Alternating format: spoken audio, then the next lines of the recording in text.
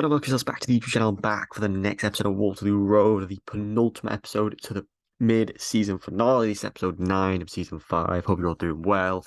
Hit the subscribe button, leave a like, spoilers ahead, and enjoy the video. So, an episode where Max became power hungry as Rachel was dealing with the Lindsay situation. Joe and Steph going head to toe. It was a really good episode, well written, I think, well developed as the episode went on, especially from Lindsay's point of view, Joe and Steph's point of view. There was multiple things that were just really well done. Max targeted Joe, Steph, Philip, Sambuca. Obviously Rose and Tom ended up breaking up in this episode. Tensions have not tensions, but their storyline's been a bit all hit and miss since, Josh came into the storyline. Since he was given the head of department storyline. He's barely even interacted with Rose on the odd occasion. They've had a couple of conversations, but they're never at home together. He's never with the kids. He doesn't really stand up for the kids. Josh didn't even appear in this episode. But yeah, it was an okay storyline. They could have done so much better with it. But obviously the main focus has been on Josh and Tom, Max, and the rest of the staff. Chris was on babysitting duty rather than actually trying to take control of the school instead of Max. Him didn't really do anything other than just stare the pot up, again being one of Max's little minions.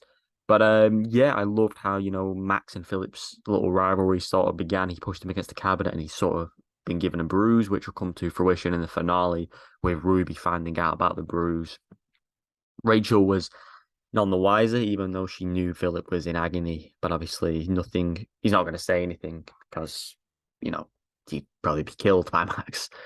But I love how Joe in the end stood up against Max with Steph, and Rachel put authority into place by going against Max and reinstating both of them.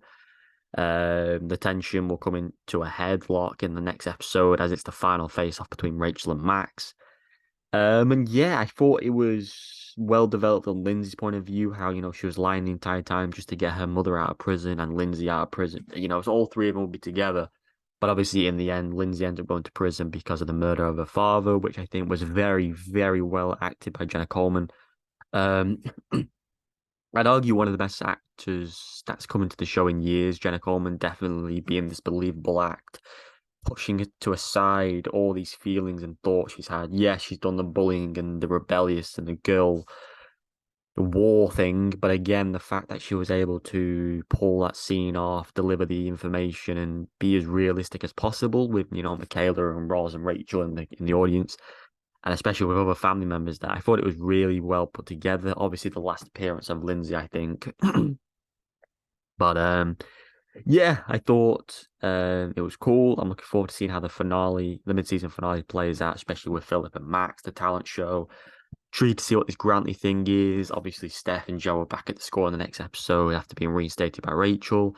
And it's going to be intriguing to see how Max departs, what happens with Kim and Max, and obviously everything else that comes with it. What will happen with them in the longevity of it? Will we hear Bolton's nice poem? And will we see any more interactions between Rose and Tom?